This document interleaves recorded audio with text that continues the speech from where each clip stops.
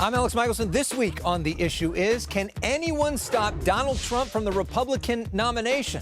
Plus, what's really going on behind the scenes with Senator Mitch McConnell's health? And is California Governor Gavin Newsom actually going to debate Florida Governor Ron DeSantis? Our panel this week, USC's Bob Shrum and Politico's Melanie Mason. Then, the leader of California's Senate, Toni Atkins, is here to discuss major changes coming to that chamber as The Issue Is starts right now. Broadcasting across California, you're watching The Issue Is. And welcome to The Issue Is. I'm Elex Michaelson with two of our favorite panelists in the House. Bob Shrum is the director of the USC Center for the Political Future after leading Democratic campaigns for decades. Melanie Mason is a senior political writer at Politico after previously working at the LA Times. Welcome to you both. Great to see you both. Bob, let's start with you. Can anybody stop Donald Trump? Donald Trump? Look, I think there's a possibility, not a certainty. But if one of these trials actually got held and he got convicted, and I think you might have Republicans in Iowa and New Hampshire begin to say, I don't know if we want to do this. And the biggest asset he has in that respect, by the way, is the relative weakness of the rest of the field. Ron DeSantis turned out to be a bust. I mean, maybe that'll change, but I don't think so. But short of that, no. And Trump's in a very paradoxical position right now. All these indictments have either increased or solidified his support among Republicans. At the same time, in the recent AP poll, 64% of people say they probably or definitely would not vote for Donald Trump in a general election, and 53% say they definitely would not. So I think all of this is hurting him with suburban moms, with independent voters, with young people, with the kind of people who made the difference in 2020. So he's in this strange position, doing very well in the primary, and I think in a perilous position in the general. But do you look at some of the national polls in terms of the Biden-Trump matchup, and it shows kind of it's split right now, although we know elections aren't won based off of national polls. It's the Electoral College and all the rest of it. So then Melanie, the question becomes, you know, who's number two, or is there value being a number two? In Bob's scenario, maybe something happens to him. And we've seen this rise of Vivek Ramaswamy, who was on the show a couple weeks ago, got more attention at the debate than anybody else. What do you make of what he's doing right now? Well, this must delight Trump, because on that debate stage, Vivek was essentially the Trump proxy on that stage.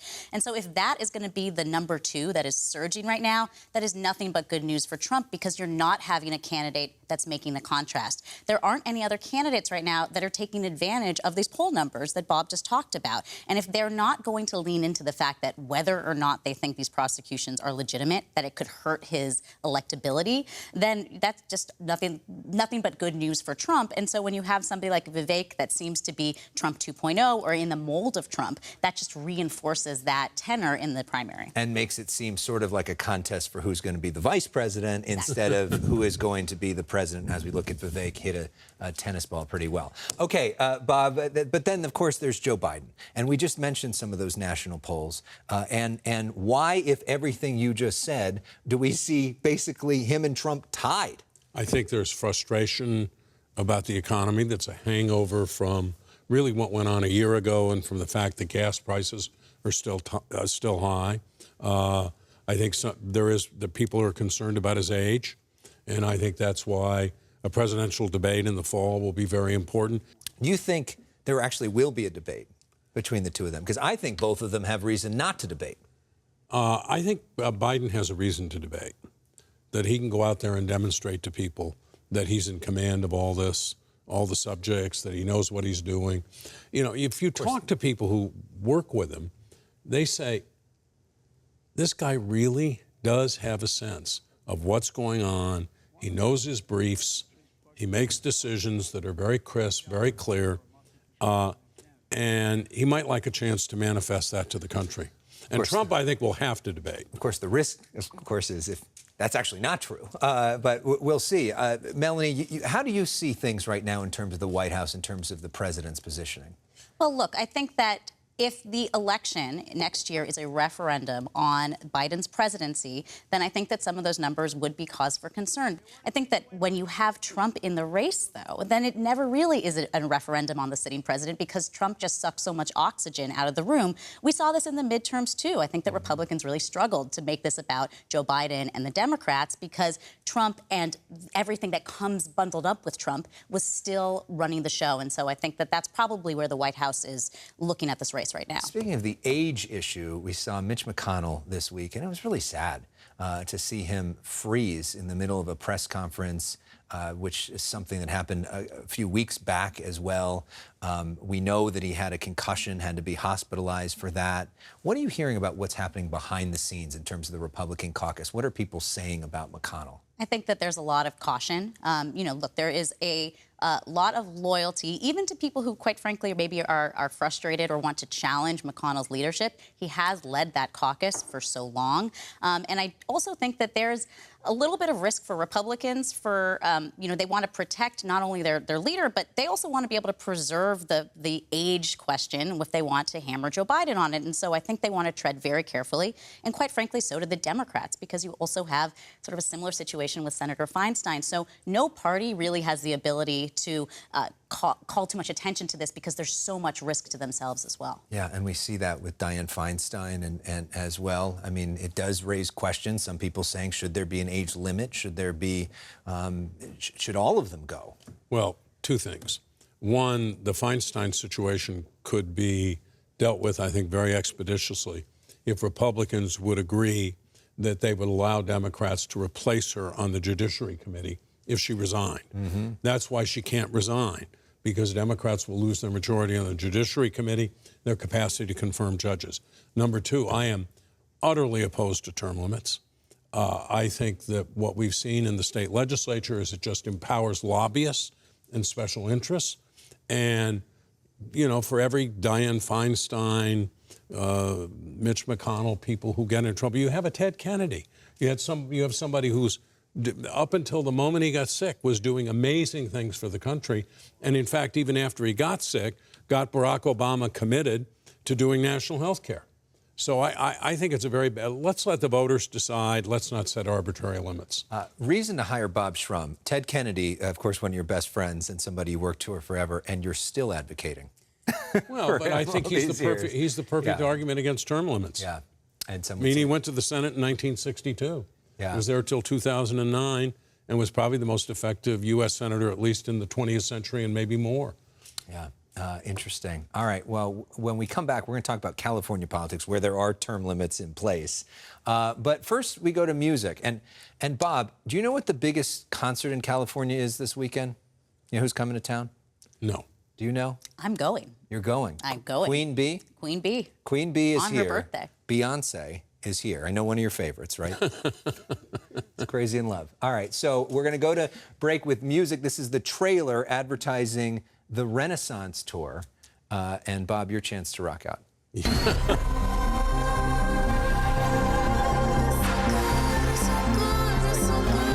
like Donna Summer cover. Yeah. An NBC News story from earlier this week said advisors from President Biden and Vice President Harris see your potential debate with Governor DeSantis unfavorably. We had a call from the White House saying that does not reflect our point of view. California Governor Gavin Newsom asked about his potential debate on Fox News with Florida Governor Ron DeSantis. There seems to be a hang-up over whether there's going to be a live studio audience or not. DeSantis wants one, Newsom doesn't. Back with our panel, USC's Bob Shrum, Melanie Mason. Melanie, let's start with you. What's going on with Gavin Newsom? I think it's all pretty delicate, right? Because in some ways he has proven himself to be a pretty effective advocate for the administration. When we saw him on Sean Hannity on Fox News a couple of months ago, he was very energetic in defending the Biden record, pushing back. And I think the takeaway largely both from the Newsom camp and from the White House was that that was pretty successful. The risk, of course, is you don't want to overshadow the president. And so I think that there's a lot of sort of taking the temperature on both sides just to make sure that they can sort of extract the best benefits without overshadowing who really is the top billing, which is the president. What are people saying about Newsom behind the scenes? Very talented, clearly wants to run for president, not in 24 and if it opened up, I suppose he would in 28. And I think all of this stuff about why would he be debating DeSantis and the criticism coming from some people in the White House is absurd. Look, Ronald Reagan and Robert Kennedy debated each other on national television in 1967 before either of them had decided to run for president the next year. There's nothing wrong with having that debate, and I think it would do nothing but help Joe Biden. The other thing, Melanie, I would say, is these aides who sit around saying, well, we don't want the president to be overshadowed. You know what? By the nature of the system, no one overshadows the president of the United States. I mean, Lyndon Johnson didn't pick Robert Kennedy for vice president because he didn't want to be overshadowed. He wouldn't have been overshadowed. He would have been in a much stronger position than he ended up. Next week on The Issue Is, legendary political pundit Chris Matthews will be joining us, which I'm excited about. You know, he's been in the news lately as pictures of his hardball college tour have resurfaced. Some familiar faces went to that college tour when it was at Harvard. So here's the Harvard version. You recognize this guy? That's a young Pete Buttigieg, now transportation secretary, as a Harvard student. Here's his Harvard classmate. Let's show him now. We're talking about Vivek Ramaswamy, who, of course, is a Republican presidential candidate. They weren't the only ones, though, to attend the hardball college tour back in the day. When it came to USC, recognize this guy? Well, yeah, that's me. And some of my Phi Kappa Psi fraternity brothers. And Melanie Mason, I know you attended the college tour when it went to Georgetown. Here's a picture of you at a separate event with another familiar face. I don't know if anybody recognizes the guy behind her. She helped to organize this event. And Bob, I know you didn't attend the hardball college tour in college, although you may have attended it when you were on that show all the time. But we do have a pic of a young Bob Shrum. Look at this guy, winning awards from way back in the day at his time at Loyola here in L.A. and at Georgetown. Looking good there, Bob. Yeah. And so, speaking of college, we have my favorite song from my favorite band, the University of Southern California Trojan Marching Band, the greatest band in the history of the universe. When they played with Fleetwood Mac, here's their platinum-winning song, Tusk, which, of course, we play every time we beat UCLA. So we go to break with that. Toni Atkins, the leader of the California Senate, is up next. Thank you, guys. Great to see you. Thank you. Fight on. We'll be right back. Yeah, this is, and the Trojan football is back. Tusk. The Senate President Pro Tem is the most powerful figure in California. Senate this week, the Democrats in Sacramento voted Mike McGuire as the new leader who will take over for Toni Atkins next year. Toni Atkins is right there. She has led the state Senate since 2018. The senator from San Diego previously led the California Assembly. Senator Atkins, welcome back to The Issue Is. Thank you. It's good to be here, Alex. So why the announcement about a transition right now, and why Mike McGuire as a replacement? Well, Mike has the support of his colleagues in the Senate. He has been my majority leader, and so we've worked together for the last 5 years. It's a natural progression, and I think right now, because the caucus pretty much came together to support him, and when that happens, you need to make the transition, or at least announce a transition. And so the transition itself will happen early next year? Mike and I haven't talked about it yet, but that's the anticipation, early 2024.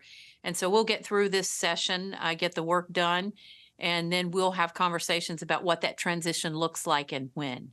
So you have served with so many high-profile leaders over the last several years in Sacramento. What do you think is the most important lesson about leadership you've learned during that time?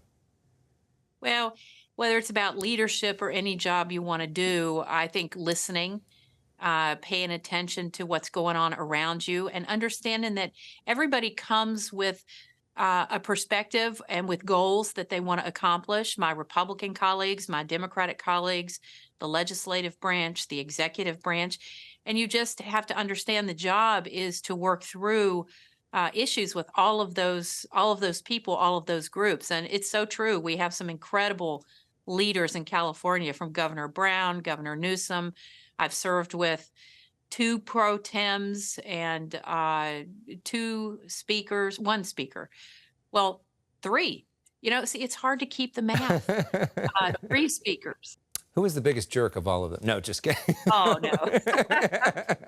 They may say me. I don't know. Let's talk a little bit more about you. When you were a little girl growing up in Virginia, did you ever imagine a career like this? Oh, no. You know, Alex, I just wanted to be considered part of society. I mean, I grew up in a house with no running water. We didn't have health care. My dad was a lead and a coal miner, later a construction worker. My mom worked in factories. The house was, well, you know, rural poverty. So all I wanted was to be able to fit in, you know, so no, of course not. I could have never imagined this. And then you ended up in San Diego, and then you ended up with Jennifer, who is now your spouse. How did Jennifer change your life? Well, I think she had the confidence I needed to learn for myself. Jennifer really helped support that. She grew up internationally, originally from Ohio, but grew up internationally in a diplomatic family. So it was a colliding of two very different worlds. But I think similar values. You know, she grew up in some third world countries, and her love of economic development, infrastructure, housing, just matched very closely with my goals and my values. So it's been a wonderful, wonderful partnership. We celebrate our 15th year of marriage this next week.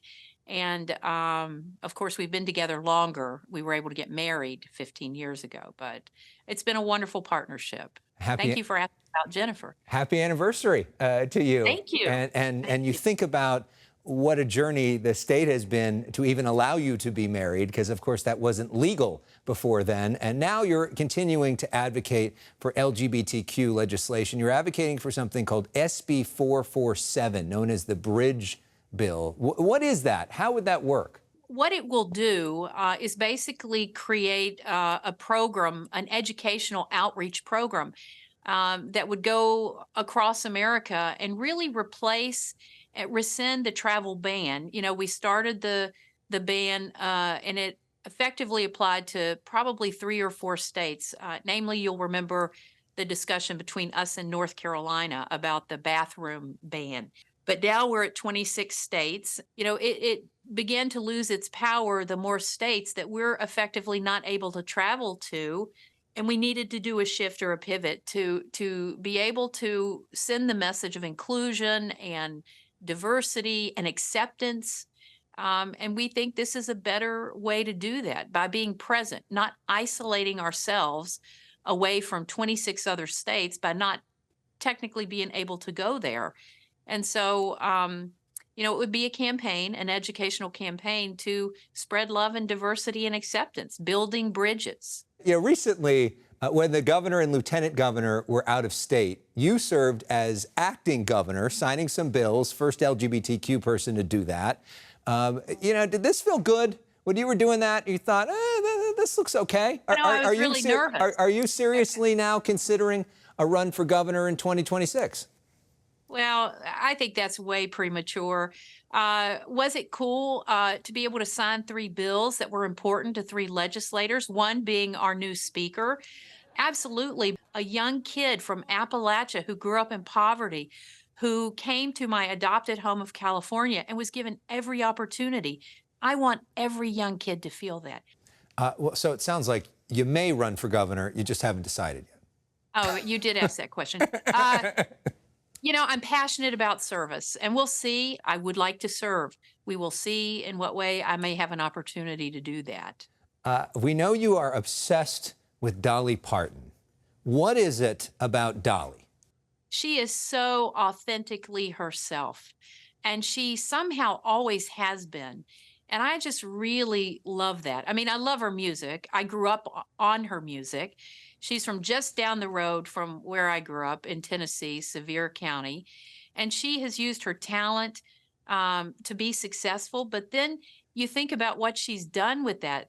We were able, Shannon Grove, Republican Shannon Grove from Bakersfield, and I were able to work together to support and bring to California Dolly Parton's Imagination Library, which is about literacy and kindness. And it's just a coming together of all my worlds, which I love. All right, well, we play a game on this show called Personal Issues, where we put 30 seconds on the clock and ask you about your cultural favorites. You've played this before, but we're doing a special version just for you. And the questions are only about Dolly Parton. Oh, gosh. So here we go, your Dolly Parton favorites. What's your favorite Dolly song of all time? Well, I have many, but the first that comes to mind is Smoky Mountain Memories. Favorite Dolly album? They're all, you can't do that. All right. They're all, Best, she's got so many. Best Dolly duet?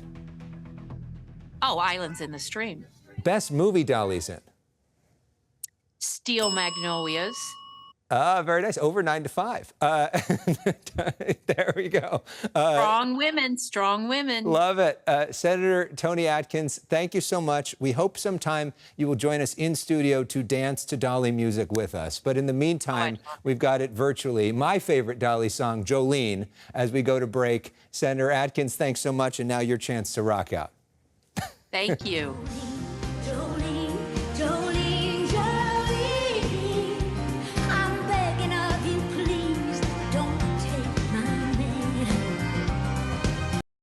What's like a typical day for the White House press secretary?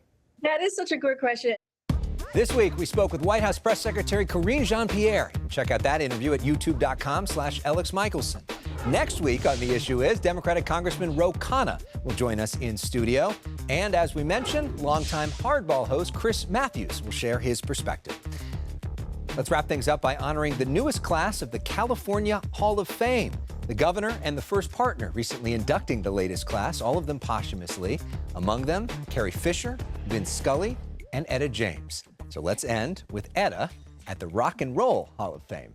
See you next week. You are mine.